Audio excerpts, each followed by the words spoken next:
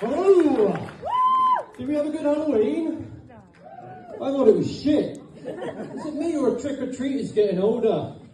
I had two people knock on my door the other night asking me for money. The costumes were good though, they were dressed up as TV licence inspectors. So I gave them a mini Mars bar each and told them to piss off. I bought a sat-nav for my car, and my sat-nav said it would find any location. So I typed in my girlfriend's G-spot, which I thought was funny until it took me to her ex-boyfriend's house. I went to a rap concert, and the guy next to me in the audience said to me, he went, Are you an undercover cop? And I said, no, I'm not an undercover cop. Look, I've got weed. Turns out he's an undercover cop. Girlfriend said I need to stop living in the past, so I unfriended her off MySpace.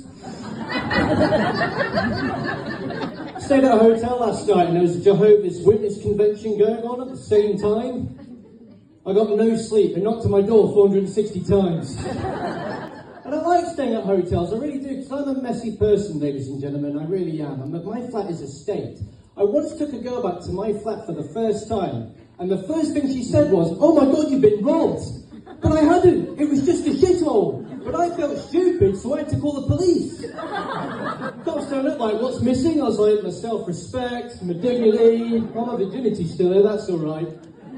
Now, I like staying at hotels, and I stayed at a hotel last night on my own, and I was missing my girlfriend, so my girlfriend sent me a picture of her naked, and at first I was like, hell yeah, and then I realised she wasn't the one holding the camera.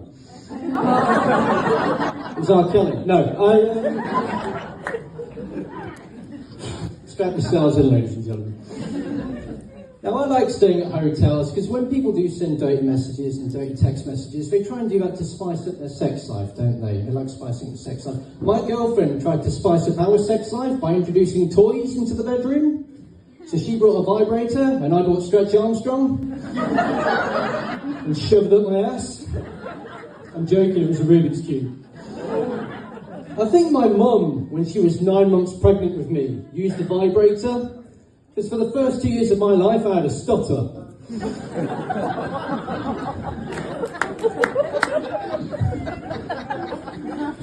Me and my girlfriend like to try different sex positions. She likes to give me foot jobs, where she jerks me off with her feet. But unfortunately, she's got blisters, so now I'm the only guy in the world who's got athlete's dick.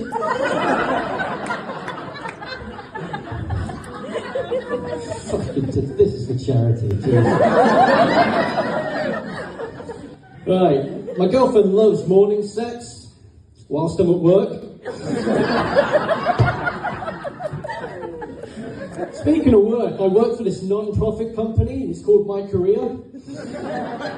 And has anyone ever gotten so broke you end up combining foods that should not be combined? This morning for breakfast, I had Red Bull mixed with Cocoa Pops. For lunch, I had diabetes. Give us a shout if you've got pets that you hate. Nice. I've got 2 dogs and 2 cats, and they jump on me all the time. I get no peace and quiet, I get no time for myself. Luckily though, they hate loud noises, so the only time I can masturbate is when I'm hoovering. Or at a fireworks display. It's banned from that bonfire night. And I've got a cat, and my cat used to catch mice. But he's so fat and old now, he's become friends with the mice. He's now got a shirt that says all mice matter. I was on Facebook on this community page, and there's this local woman who said, I've just found a stray cat and a stray dog in my back garden. Unless they're rehomed, they're going to be euthanized. And I was like, oh no, I can't have that. So I took them in. Now, I don't know if anyone's ever taken in a feral cat before, but I'll just say this, they're fucking mental, okay? It was like bringing back a drunk stripper to my flat.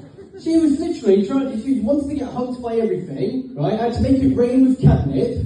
She started an OnlyFans account, Only Felines. Started twerking in front of the other cats. Yeah. And the dog was a little bit better, to be fair. Me and the dog grew quite close. And my girlfriend got very jealous of the relationship between me and the dog.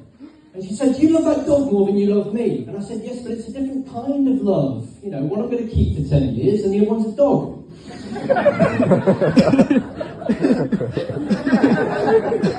This is in the audience. And I took this dog out for a walk. And it got into a fight with another dog. And I was like, oh no, it's very dangerous to break up a fight. And my mate said, next time that happens, what you do is you take your finger and you shove it at the dog's arse. I say, mate, I mean homeless person in the street told me this. And he said, if you do that, it will break up the dog fight. And I said, to be fair, mate, if you do that to anyone, that'll break up any fight, won't it? If you're in a bar and two blokes are fighting, and you take your finger and shove it at their arse, they're going to stop fighting. Unless it's a gay guy, in which case they'll start purring. Do you remember being gay used to be edgy? And now it's kind of overshadowed by like LGBTQ+, by non-binary, by people who identify as whatever. It's kind of old-fashioned now, isn't it, being gay? You go to a gay person now and be like, wait a minute, you're a dude who fucks another dude. Okay, boomer. Anyway, back to his fingering his dog.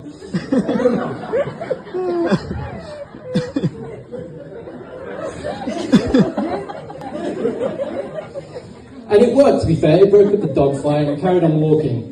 And as I was taking the dog for the walk, this woman in high heels accidentally stepped, right, on my dog's paw. And I was like, oh no, is it going to bark? Is it going to bite? No, ladies and gentlemen, he got an erection instead. So I've got a slutty cat and a dog that's into masochism. I think the previous owners were P. Diddy. The amount of stuff they found at P. Diddy's house, Jesus Christ. They found so much stuff. They found all these drugs. They found more used needles on P. Diddy's bathroom floor than in Simon Cowell's forehead. Have you seen Simon Cowell now? He looks like a Toby jug. He looks like a PlayStation 1 graphics character. And he judges people. Simon Cowell judging talent is like...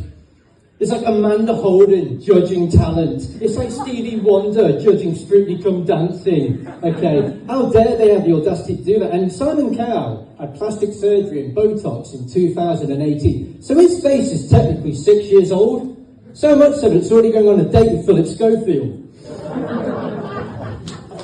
Did anyone watch that Castaway show with Philip Schofield? Did anyone watch it? Oh my God, it was brilliant. I went to record it, right? Press play. No word of a lie, it came up with a pre-age warning. It said, are you over 16 or are you under 16? I was like, Jesus Christ, do you think you get a different viewing experience depending on which one you press? You click under 16 and he comes out the screen like that girl from The Ring. Anyway, I'll leave it now with a note on movies, and it's a very touchy subject with me because, as I've said a few dodgy things tonight, and that is political correctness. And political correctness stems from everywhere. It goes onto the internet, to TV and films. Now, I'm just going to tell you a story / mental breakdown, however you want to describe it, basically. But there is a point to the story, so hang in there, ladies and gentlemen, with me. Hang in there, okay? So I was born in 1990, and I grew up watching movies that were 18 rated on VHS, like RoboCop, Terminator, Predator, Die Hard, Evil Dead, all these great films that were rated 18.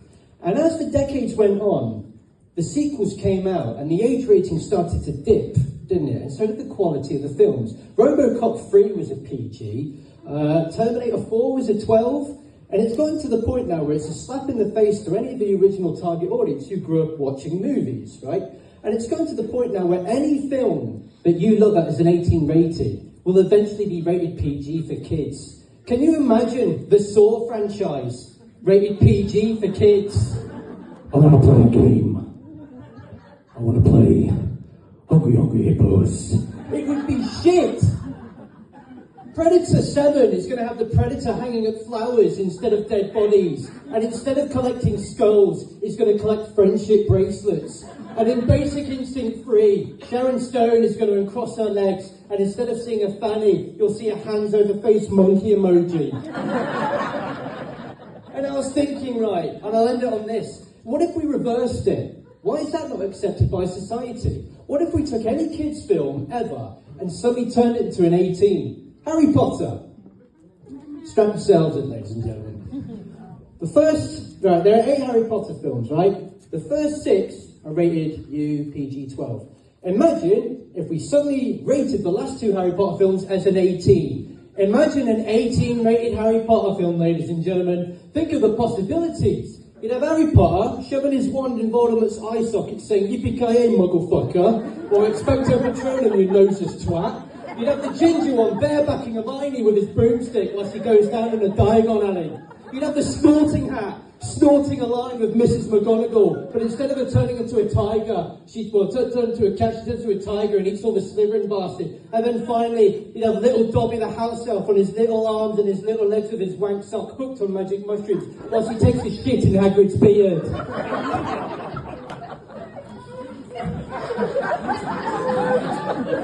I feel like you're not all behind me on this story. So the next time there is a sequel that is rated anything less than a 15, I'm burning down the cinema in protest. But the point I'm trying to make, ladies and gentlemen, is this. If your dog gets into a fight, don't shove your finger up its ass. Ladies and gentlemen, you've been amazing. Thank you so much.